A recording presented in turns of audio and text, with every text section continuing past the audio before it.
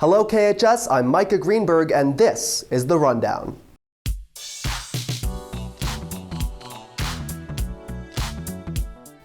A bus driver shortage has been impacting how Kenston students get to school and sporting events. Luke Dunham reports.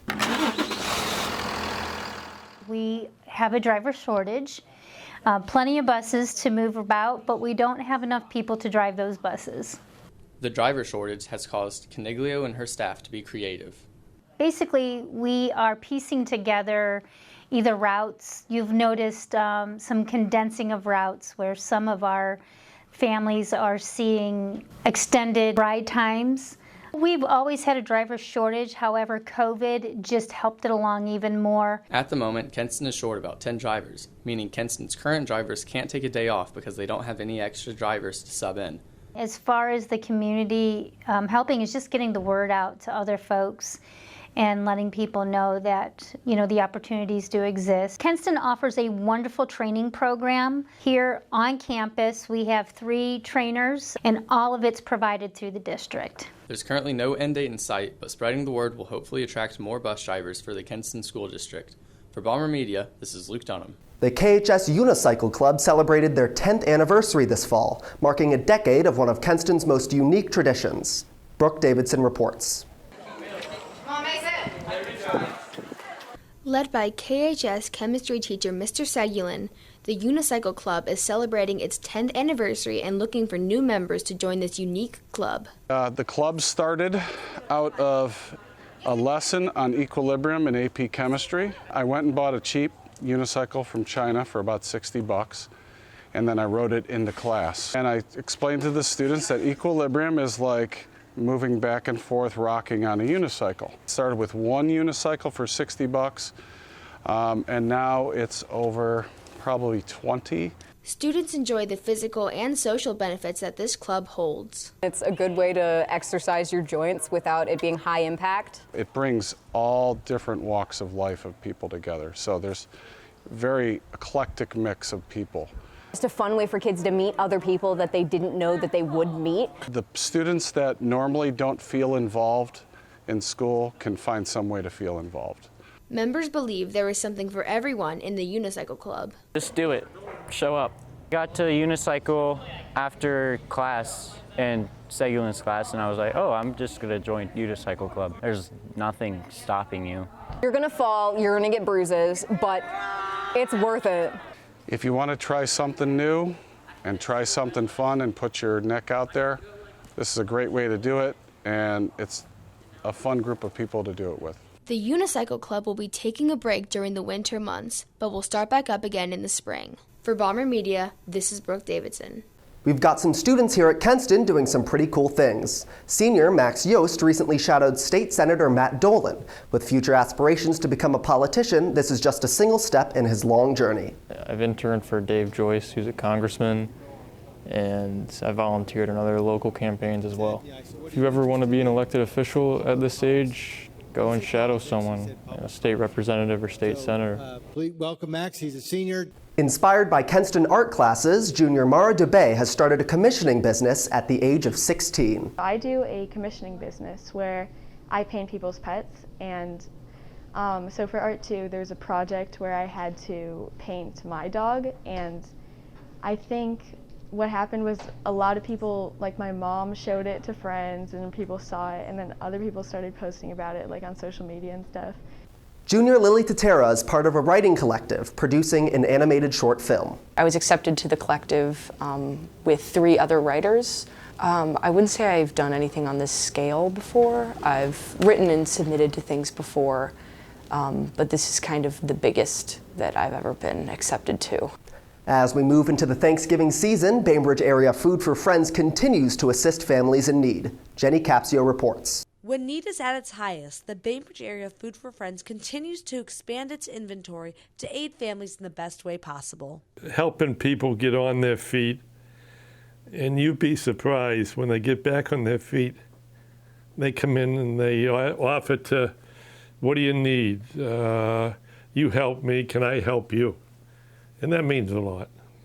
With the help of Kenston's Giving Garden Club, the food pantry can now provide fresh produce to families. Brings tears to your eyes when you see some of the people come in and you're giving them fresh produce. And it means a lot. The local food pantry has been helping families for over 30 years and hopes to continue to grow and support families in any way they can. The support is incredible. So thank you. I'd like to thank everyone in the community to help us, and for all the people that we support. I appreciate that as well. For Bomber Media, this is Jenny Capsio. The Glass Asylum is a studio that offers glass-blowing experiences to people of all skill levels. Bomber Media's very own Gwen Clark and Caitlin Kowalczyk keep it glassy in this edition of our Community Spotlight.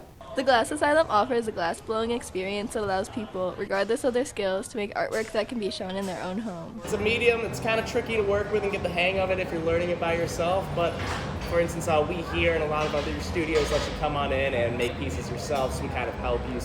We work side by side, so you can definitely make something and learn a little bit about how you're actually doing it. Even with expert assistance, breaking glass is not something to be intimidated by. It is part of the glass-blowing process. We break glass daily, especially when you're first starting it out. I know my first year, probably 80-90% of the cups that I made broke, so that's something that you have to kind of get used to when you're making it.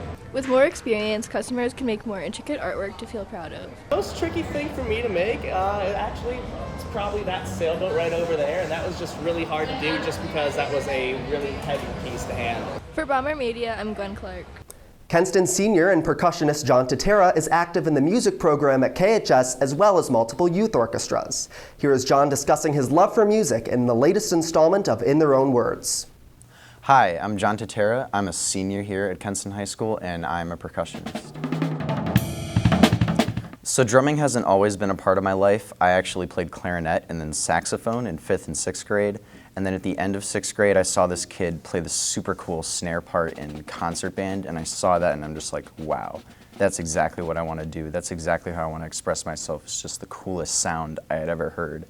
And then eventually got experience on all the different instruments, and since then I've built up my talents. I've met lots of people along the way and just gotten to express my love for music in many different ways, many different contexts.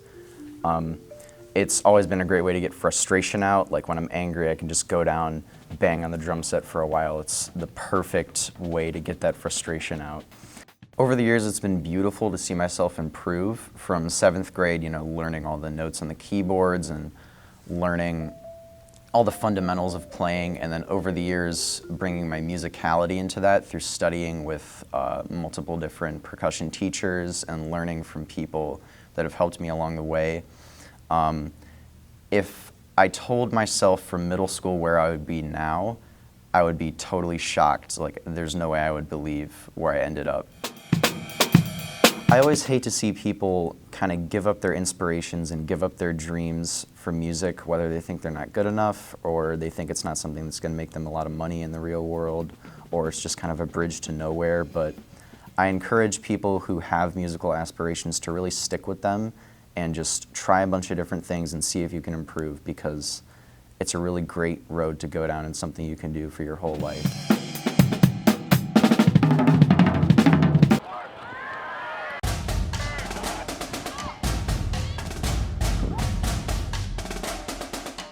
It's November and the fall sports season is wrapping up.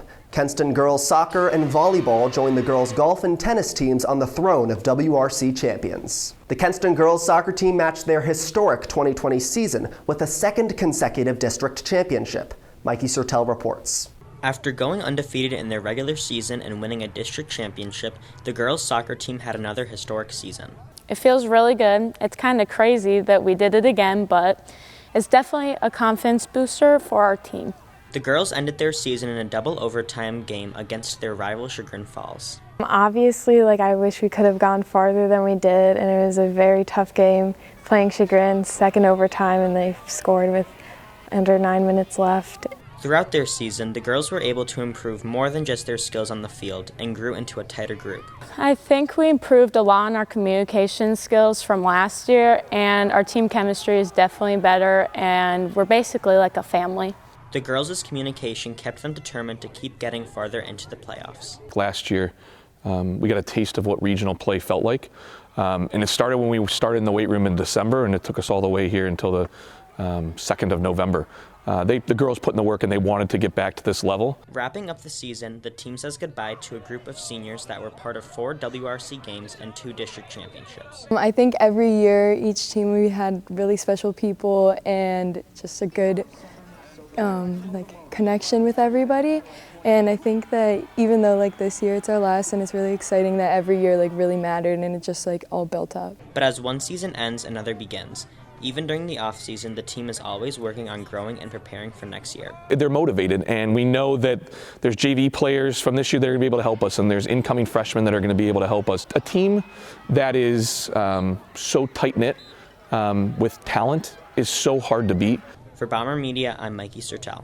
Coming off a 49-42 win in a thriller against Steubenville last week, the Kenston Bomber football team is one of only 16 teams left vying for a state championship. The hunt continues. After winning the first 2 rounds of playoffs, the team heads to Twinsburg tonight to face off against Dover. We're well prepared, well coached, and we've been working since January, so we'll be all right. With players returning from injuries, the team is able to work back to their original lineup. Having a full team is definitely going to change our outcome in playoffs. The Bombers prepare for anything as the competition gets more difficult. Every game is going to be our toughest competition. We go into every single game as they can eliminate you, so there is no one toughest competitor, but we're going to be prepared for everyone. I think that we've seen everything this year.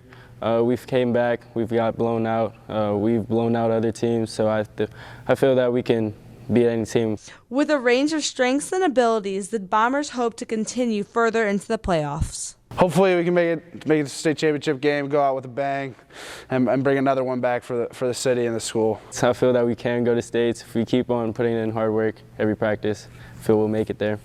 For Bomber Media, this is Reagan Chamberlain and Jenny Capsio. And finally, congrats to the girls' tennis doubles team of Maddie Davila and Brooke McNeil, who recently competed in the 2021 OHSAA Division I state tournament. And now for some good news. KHS special education teacher Mrs. Amanda Phipps was part of a team that developed a playground for children with special needs. Kenston High School special education teacher Mrs. Amanda Phipps is involved with the creation of an inclusive playground for children with special needs in Randolph, Ohio.